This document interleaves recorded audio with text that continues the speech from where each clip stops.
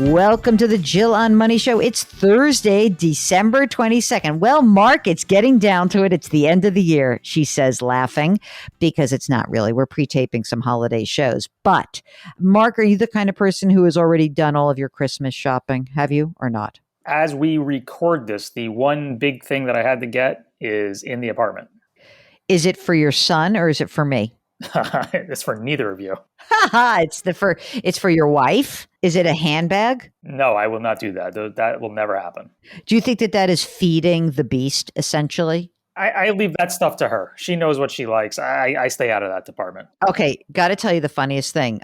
My sister has now moved much closer to me. She was a suburban girl. She moved back into the city. And so here's what I have found is one of the great benefits of having my sister nearby. I had to go to a fancy New York City benefit. I literally went shopping in her closet. It is phenomenal. She's got so much stuff. And I was like, this is amazing. She goes, I really don't use half this stuff. I said, no, don't give anything away. Do not. Anyway, this is the program that takes the mystery out of your financial life. Hey, there are still things you can do before the end of the year. I'm telling you, it does boggle the mind. But, on these business days, this is when you're really going to be scrambling. So if you've got a question, let us know. Go to jillonmoney.com, click the contact us button. Let us know if you would be willing to come on the air. Today, we're talking to Barry, who's from Connecticut. Hi, Barry. What's going on? How can we help you out? Hi, Jill. Hi, Mark. It's so nice to be speaking with you both. We are happy to have you. So my wife and I are both working. I'm 71, just turned 71. My wife is 66. I'm collecting my full retirement, Social Security, while I'm working. I work from home, which has made it a lot easier for me, not having to, schlep into New York by train every day. So that's made my job more manageable. I mean, do I love my job? It's okay. Some days are better than others. Mm-hmm. My wife's a hygienist. We have saved, a decent amount of money, but we know that it's not enough to last for how many years we have left after we retire from work. Okay. Ideally, I'm 71. I'll be 72 next year. I mean, if I had my druthers, I think I would like to retire at the end of next year. But my wife keeps saying to me, why put a time limit on it if you're healthy? And the company wants you, why not continue? And, you enjoy your job well enough. She's a hygienist. As I said, she's 66. She'll be 67 next year. She's prepared to continue to work as well. So I guess the question really is, how much longer do we really need to work? Or should we just keep going and going until you die? She dies with one of those horrible instruments in her hand that inflicts pain. Like, yeah. Oh, sorry, Jill, whack right down on that gum. How much do you guys make? So I make about 110 gross. My wife makes about 60,000 gross. Okay. But as I said before, I'm collecting my Social Security now. It's been pretty easy for us since I've collected Social Security, which is about a year now, because we have more than enough money to pay our daily or weekly or monthly expenses, right? And have some money left over. So that's nice. How much are you collecting in Social Security? After it's the taxes and after the Medicare is deducted, it's about $2,800. Okay, that's good. So what's happening to that money right now when you don't need it? Are you stockpiling it, putting it in cash? Yes and no. So I am stockpiling it. We did pay off our debt. We had credit card debt. So except for maybe like $1,000 or $2,000 at the most, we're debt free. Of course, we have a mortgage. So I have been stockpiling it, though we did go on a fairly expensive vacation this past summer. So, some of it was used toward that. So, yeah, the short answer is, Jill, yes. As long as I'm working and collecting Social Security, that money will be stockpiled. I also contribute to my 401k at work at the full 26%. And I'm able to do that now primarily because I'm able, to collect Social Security. So that kind of. Okay, but wait a second. Let's just go through some of the assets. So how much money have you saved in your retirement accounts? What do you have? My wife has about 550 in hers. I have about 100 in mine. We're expecting about another 100 to 150 as a small inheritance to arrive sometime next year. The plan for that money was to just be emergency fund for the most part, not looking to invest that, I don't think, at least in the stock market. So The short answer again is it would be about $750,000 we have saved to date. Why don't you have as much? What's going on with your retirement account? Why do you only have 100 grand? Oh, yeah. Like, you've been working a long time. So what's been happening I was with afraid that? you might get to that. Well, I mean, it's only been recently, really since Social Security, that I went to the full deduction amount. At the 26%. Yeah. We really needed the money for living expenses. So and actually I did dip into it a couple of times here and there over the years. So, You got some kids that were eating this up? I got some kids, right? Our kids are fully grown and out of the house now. So I never seem to have been able to make enough money to pay for all of our expenses, or maybe we're living higher than we should have. Ding, ding, ding, ding. Okay, hang on a second. I'm pretty sure that's the source of this. So let me just go back in time for a second. The credit card debt that you said paid off, but there is actually still a credit card balance of what? You said 1 or 2 grand? At the most. Okay. And the house is worth how much?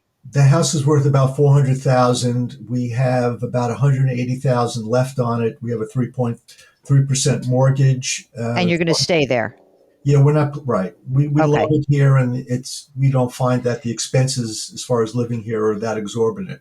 Okay. So now, if you don't have the inheritance yet, but is there any money that's in cash right now or not? Not really. I mean, my wife has a 401k. She's got some money in cash there, but we really didn't want to pull that money out. No. So that was, you said your wife has $550,000 in her retirement account. You have $100,000 in your retirement account, And right? one more hundred, Jill. I'm sorry. One more hundred that's in stocks that's in my wife's name. Is that a non-retirement Yes, account? that's non-retirement. Yes. And what is that, inheritance? No, that's actually, it was inheritance, but it's invested in a number of different stocks. Okay, here's a good news. That makes me feel a little better. Okay, so when do you think the inheritance is really coming? The first quarter of next year. So that's going to happen. You're going to keep it in cash. Let's say it's 100 grand that's in cash. That's good. Very good. We're not touching that. Of course, as soon as that money comes in, just pay off that debt, the credit card debt. Do you have an auto loan out there or anything like that? No auto loans. Okay. Now, once the debt's paid off, now what your goal is, we've got to get you to track how much money you're really spending. That's really the issue. You say the house is affordable. You've got a cheap mortgage. What is it do we think is the source of the high expenses? Like, what do we really think you're spending? So, soup to nuts, $63,000 that's costing us a year. What about like trips and fun things like that? Well, if we go on vacation, we would spend about $5,000 or so. But that's not part of the 63, or that is part of the 63. No, that's just to get by.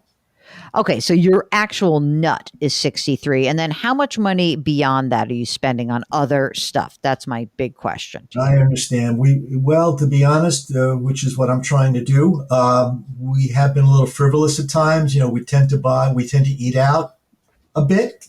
We buy clothes a bit. We don't think twice really so much about gifts. Okay. But if I had to put a number to it, in addition to the $63,000, I would say, not counting like vacation, which is more expensive, and that's that would only happen once a year or every couple of years, let's say.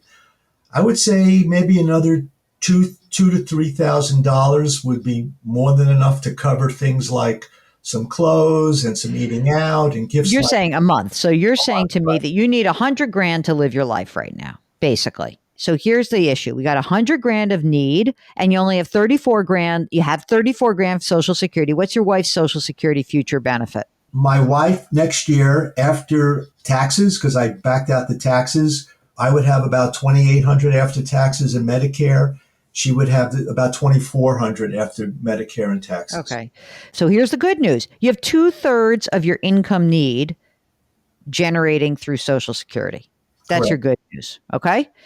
The bad news is you don't have that much money saved. So I think a couple of things. One is, I think that you really could probably tighten up your budget a little bit, because remember one thing about the Social Security, it's taxable, right? So that money will come in eventually. It will be taxable. What we're talking about is a $100,000 net need.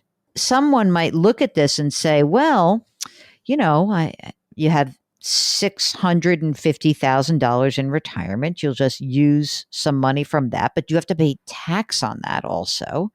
So I'm thinking your wife might be right that if you can still work, it might be good for you to work. Because I would be interested in finding out, for example, what would happen if your wife did not take Social Security. If she could work until 70, what would happen if she could take Social Security at age 70? What would her benefit be? If you didn't have the inheritance coming, I would say stop putting money into your 401k. I do think what might be interesting would be to stop putting money in your 401k to just see if you can live off of your salary. You guys don't have to put so much money into retirement. You have to get your spending under control. Seems to me what's off a bit. That, we make $170,000, but we need $100,000 to live. You're kind of breaking even, right? That's why you don't have as much money in retirement as one would hope at this point. But again, you're so lucky in that you have a job. I mean, there's a lot of people who are 71 saying like, oh God, I wish I had that job still, right? Now, it sucks because I'm saying you're 71, you have to keep working. I'm not saying you have to. I'm just saying there's two parts of this equation. There's money coming in, there's money going out. So if you said to me, you know what, Jill, I tell you what, we need 63, but instead of $3,000 a month, I'm really going to try to see if we can live the extras. We can cut those down. We're really going to start, like, this is what I would do. I would start to say, let's do $2,000 a month and see how we do. And then let's see if we can get to $1,500 a month. If you can make those extras more like $1,500 a month and your nut is 63,000, then we start to line up a little better. And it sounds like your wife is kind of willing to work. And if that's the case, I would totally have her work until she was 70 because that Social Security benefit's going to jump up for her. It really is. And that would be quite helpful. It'd be kind of cool if all of a sudden, instead of having $64,000 a year coming in, that like, wow, it's like 72. And then you're just using your portfolio sort of like for extras. That would be good to me. The stock thing, I don't know, like who's managing that? Is that just a bunch of stocks sitting there? Have you gotten hammered? Do you care about it? Is it time to like actually just throw that into some index funds? Yeah, well, I think the time is coming where we would want to put it in index funds, and we really could use some help with that. But as far as what their investments are in now, yes, there are a bunch of stocks. They've done well, as most stocks have done over the last number of years. But again, as of a lot of stocks the past year they've done poorly. Right. So we did get hammered by the tune of about 20%. We could use some help with an advisor in terms of how to best preserve as much as we can, with regard to the stocks we're currently invested in. I got you. And maybe just an advisor to help you with this retirement planning. You sound like you're a smart guy and a smart wife. You kind of got your heads on straight. You know what the issue is, which is we spend a little bit more money than we should. I get it. It's okay. Like, you got there. And as I said, thank goodness you actually have the wherewithal to continue working. It's huge, frankly, that you have that. But now, before there is some sort of strange calamity, and I'm not going to say there's like a real calamity, but I'm just saying, like, I don't want you to run out of money when you're 83. That would suck. It seems to me that you are actually, I don't know, like that you're actually at a point where you can make a change and take yourself out of a potentially dangerous situation. That's really what I would say. And I think that's why you've picked up the phone to picked up your computer to get in touch with us, because I think you know that. I really do.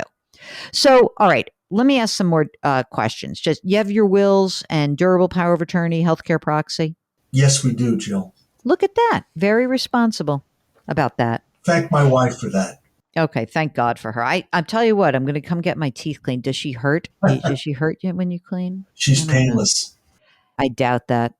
Do you know what? There's this is one of my bugaboos in life, which is, there are certain professions where there has not been any sort of technological advancement.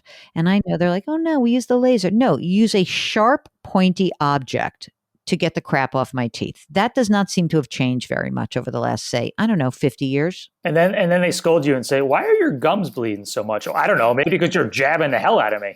Exactly. You're stabbing the crap out of my gums. That's why. Okay. We love your wife. And I think she should, right. You're going to keep working for, I'm thinking 4 years. I think we got a 4-year game plan, and maybe better if things go better. And if you have, if the inheritance comes in a little bit bigger so all this is going to be okay. So I'm glad you called, Barry. I really am.